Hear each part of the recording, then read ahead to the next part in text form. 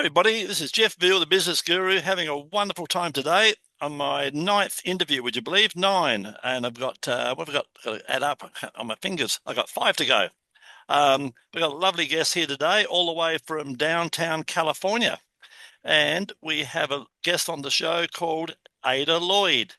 And Ada has a business. Her business name is Ada Lloyd. And she's been doing coaching and mentoring for a mere 16 years. And it's a very interesting subject, guys.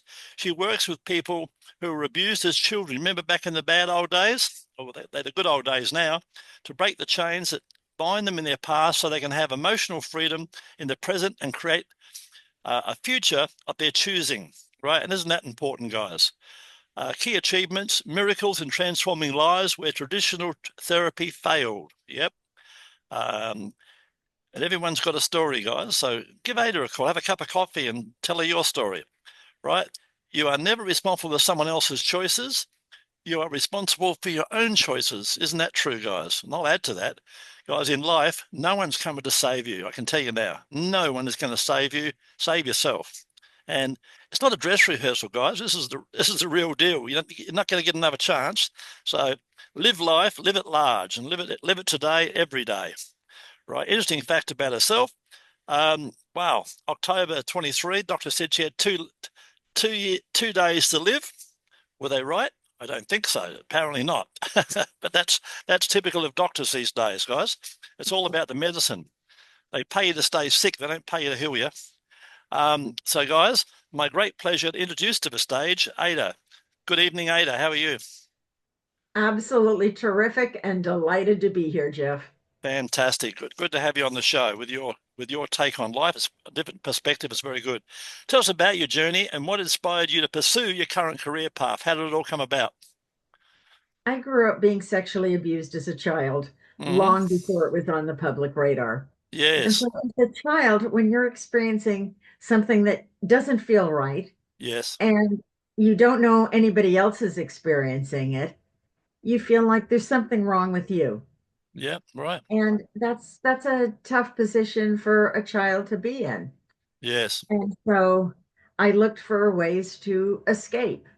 Yeah. And my first effort was to try to convince an aunt and uncle that I would go and live with them, but they said no, they didn't know why I was asking.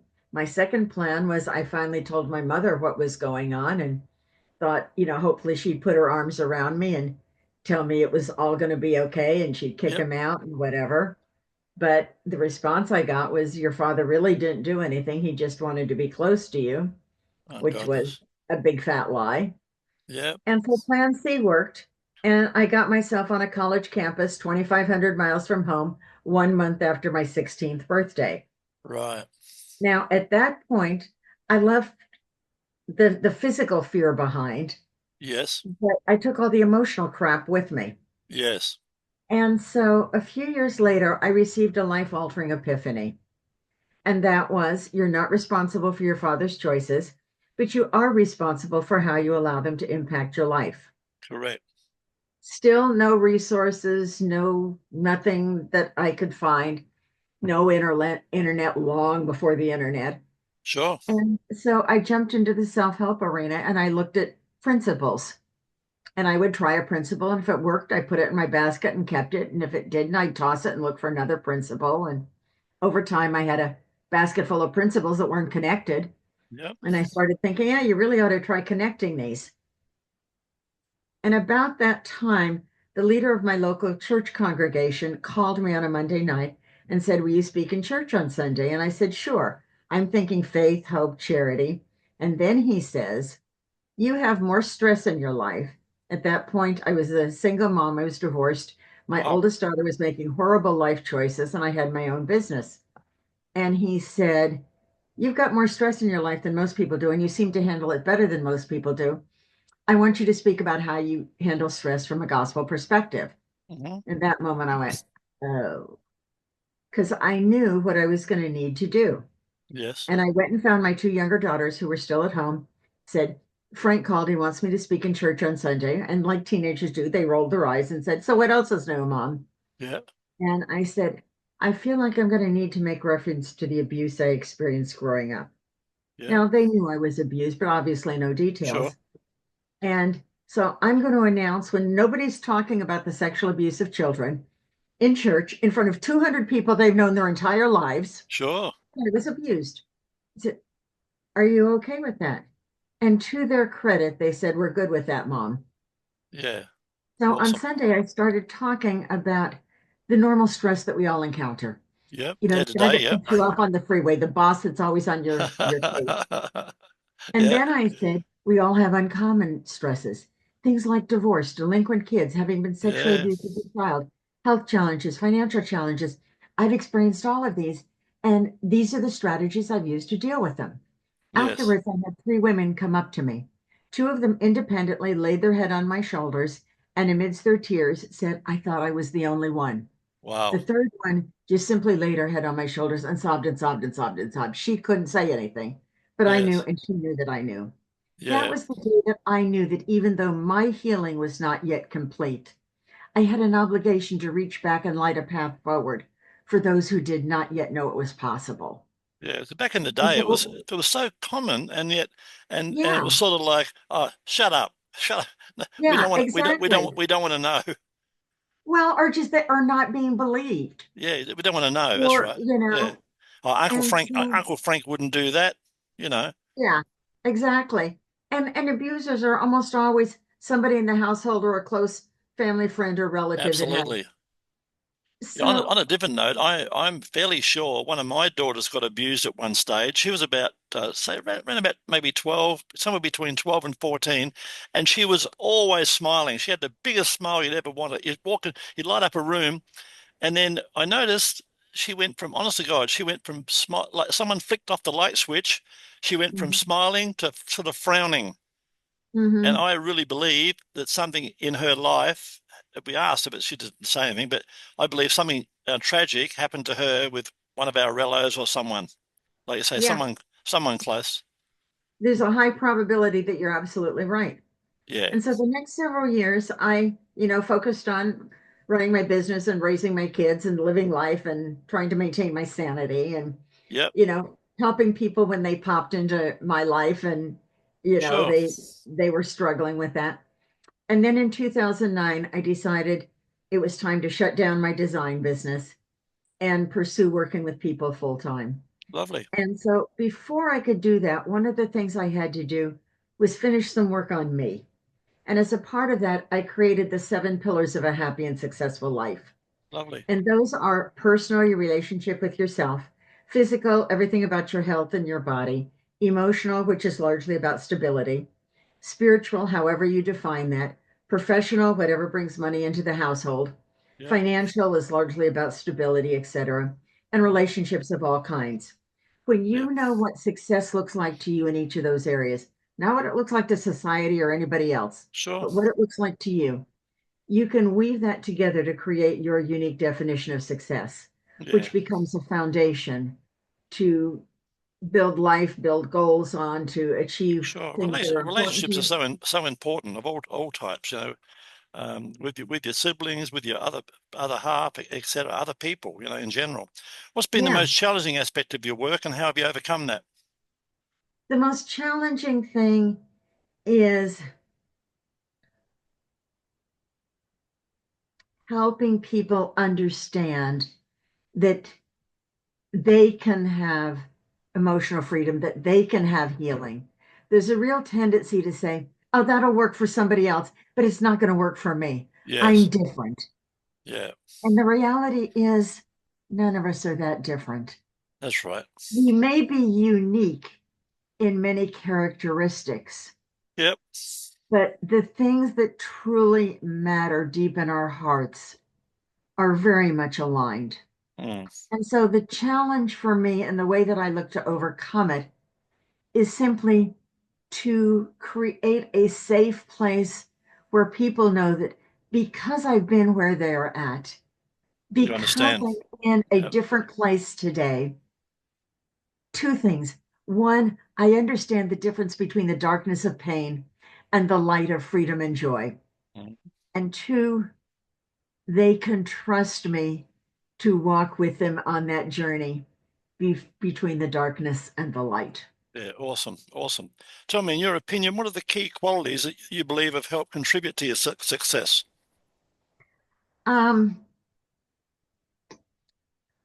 One is the fact that I'm willing to be very transparent about what I experienced. Yes, good I one. Yeah, talk about things that a lot of people want to, for years I had a facade out here of confidence and sure. capability, that everything back here was just crumbling and broken. Yep.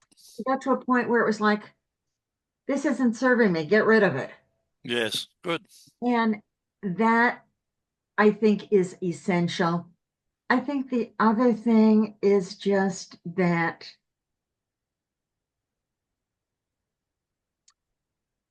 they seem to instinctively understand that they can trust me. Yeah. They have so Well, often had their experiences devalued, yes. and I'm all about having them own their own story, honor their feelings, Mhm. respect those feelings. Nobody else has a right to define who you are or Correct. tell you who you can become. Yes. That's something that only you can do. Yeah. Well, you've certainly got the compassion, and that's a big part of it. You got the compassion, and you're willing to listen and learn. And we can all learn from each other. It's just a matter of wanting to care, isn't it? Right? I tell people the smile costs nothing. And it Yeah. can change people's lives. Right? Um, and tell me, how do you yourself stay motivated and continue to innovate in this field and go deeper? And how do you do that? For years, I worked on things as I saw them pop up in my life Yes. and then use that to create tools for other people.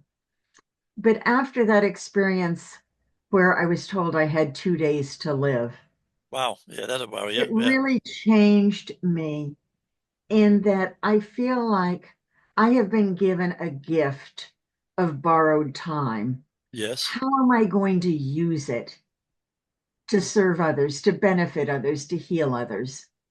And I look at my work like tossing a pebble into the lake.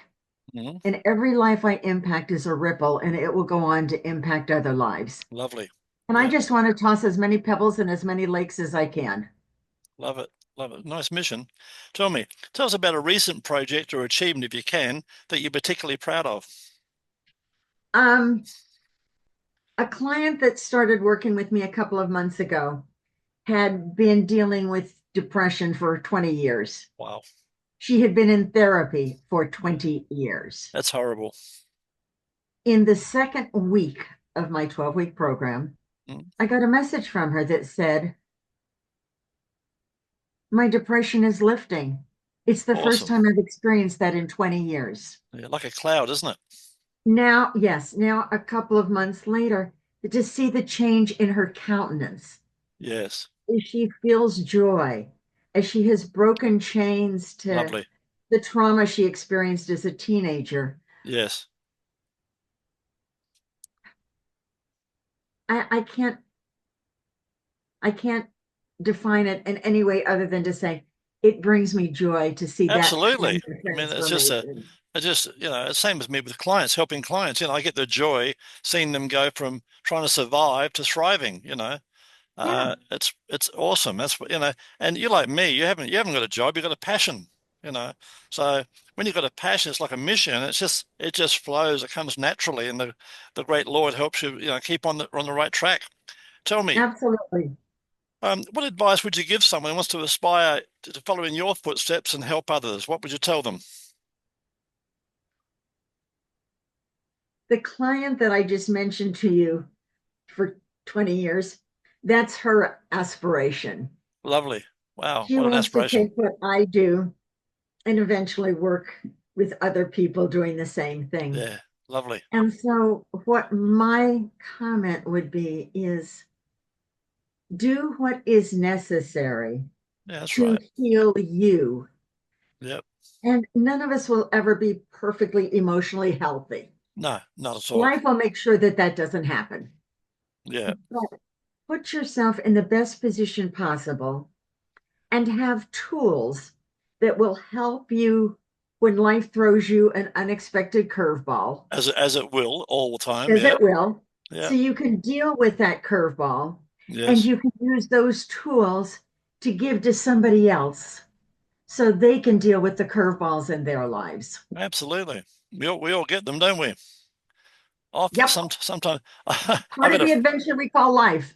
yeah, I got a friend here from America at the moment. He's a Facebook friend, and I just follow his journey. And he's probably decided to come and meet me, and we're meeting up tonight. But he's always got drama. Honest to God, and even this trip, his luggage got left behind. I mean, this guy, drama just follows him. And I'm waiting to talk to him. I hope he likes it. I'm going to tell him I want to talk about the elephant in the room, all Yeah. the drama in your life. Like how's this all happened to? It only seems to happen to you. Every day he's got something. He was in Bali. He missed his flight. All sorts of things. Anyway, but it reminds me of all that. But some people, I think some people are like a magnet. They just attract it with their attitude, or I don't know what it is. But Well, like I it's say, interesting you mentioned the elephant in the room yeah, because so often people have been traumatized by a variety of different circumstances. absolutely, And we're going to focus on, one and correct. use that as a template so they know how to deal with others. That's But right. I tell them, find the 800-pound elephant that's in the middle of the room that's still impacting your life today. Yeah, correct. That's right. Very much And so. whatever it is that's having the greatest impact on your life today, that's what we want to tackle. Yeah, that's right. Yeah. It's meant to be. I got to laugh when I was younger. Another one. I told you my first story about the ghost, but there's a better one. I had a motivational speaker when I was about 9, and every day I got a motivational pep talk. It really, pumped me up. And it was my stepfather was combing my hair every morning, and he would say, "Ready?" He'd say, "Shit, you're an ugly kid." That was my motivation. Wow, I feel great. And then I'd walk out the door early days. I'd go to school. I had glasses, so they call you frog eyes or four eyes, Yeah. and Uh-huh. they'd bash you up for having glasses. So what I learned to do was take the pep talk, then go out, leave the house, and then go to the nearest telegraph pole where they had long grass at the base, and I'd hide my glasses there, and then go to school with no glasses. They sat me at the back of the room because I was one of the tallest, and I couldn't see the blackboard, so I was considered for a few years to be a dumb kid, right? So it was all fun. I mean, that was my trauma because I wasn't dumb at all, but everyone thought I was dumb because I couldn't see the blackboard to write down the answers or give the answers. So I was What you were doing is you were choosing a protective mechanism of correct. hiding your glasses Yeah, so you weren't bullied, yeah. which resulted in you being labeled a dumb kid because you couldn't Yeah, see the correct. So I had the label. I didn't care, but I knew it wasn't. That's why I left home and school at 14. I was fortunate enough to be strong enough to fight the system. Like I told you, I was a black sheep. I was Fonzie. I fought the system. I thought, well, you're all wrong. I know you're wrong, but I'll cop it for now. Why it's legal. Like you can keep me till I'm 14, but after that, I'm out. And I've been and done my own thing ever since. So I'm a survivor, luckily. But I guess not everyone's got that strength, have they? You know. good for you. I feel blessed that that I had the strength, and I used to I had over 200. Another story, funny. I had 200 jobs between 14 and 28 because my father had told me, "Oh, you're a nobody, you're a labourer like him," right? And I went, "Oh, yeah." So I used to buy the paper and go to labourer, labourer, labourer. Oh, there they are. And I'd go for these jobs, digging holes in the road and picking strawberries and all crappy jobs, until I was about 28. One day I just woke up and I just turned the corner, and the rest is history. But say from 14 to 28, I was in another zone. I was in the I'm useless zone.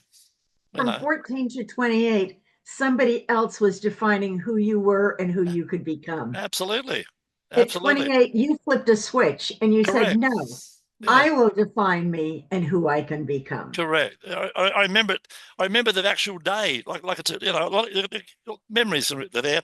I remember the day when I flicked the switch because I just said I added up all my income. I was getting $100 a week. And I added it up and I went, $20 for a girlfriend, $20 for a car, $15 for rent, blah, blah, blah. And I said, shit, if I work my ass off, I'll have $10 left. And I went, times 50, that's $500. That's nothing. So I might as well go and work for an idiot. So I went and worked for myself. And that's how it all started, right? And I made a fortune after that, you know, because I had ideas. And the funny thing is, those 200 jobs were unbelievable. How I got them all, honest to God, I had 200 jobs between 14 and 28. I got every job I ever went for, every one. I said these famous words. I just invented this as well. I said, boss, I'm the best applicant for this job. And to prove it to you, I'm happy to work the whole week for nothing. And you just pay me what you think I'm worth at the end of the week. If you think I'm hopeless, I'll just go. If you think I'm great and I'm good at my job, then you pay me what you think I'm worth. And I'll tell you, I'm worth plenty. And what I used to do, I'd go deliberately go a half hour early, and as my mantra, and I'd go and I'd work half hour extra. Like it was 9 to 5, I was there at 8:30 till 5:30 at least. Mhm. And you get I told my kids the same. You get noticed if you do that. They don't give you a reward and elevate you within 3 months. You're in the wrong place. Get out. You know. So that's how I lived my life ever since. But it's very interesting. Tell me, not about me. I get off track. You're a good motivator. Um, Tell me, how can our listeners and people watching this reach out and find out more about you? So you can find me on Facebook with Ada G. Lloyd. Make sure you put the G in there Lovely. because I got hacked and had to create a new page. Yeah, likewise. It's Just a done that story recently. for Yep. another day. Yep. You can find me on LinkedIn at Ada Lloyd, Yep. and you can find me at adalloyd.com. Lovely. A lot of places. Plus, And people will be able to find you. I'm going to put this across 14 different channels with all your social media links, so people will certainly be able to find you. thank Tell you. me, before we wrap it up, tell us a fun fact about yourself that most people don't know. Well, if we hadn't already talked about it, I would have said that it was the being told I had 2 days to live. That's pretty. But, That's a good fact. That one. but since we have talked about that, um, probably that before I shut down the last business I had, it was an interior design business. Mm-hmm. One of the things that I had gotten a lot of national accolades for was the niche that I was in was window coverings. All right. And I built the largest window coverings business in the nation that was built and owned only by a woman. Wow. There were Yeah. others that were as larger that were husband and wife teams, Yep. although women had inherited it from a father. Yes. It built start to finish. I built the biggest. No. Awesome. What an accolade for you.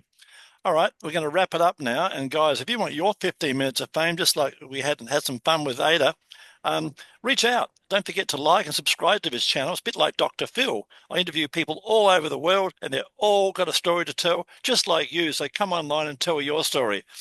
So that's it. Any last words there, Ada? Jeff, it's been an absolute delight. Thank you to You're welcome. have the Thank you. opportunity to visit with you. Yep. Anytime, Ada. You're most welcome. Have a great day.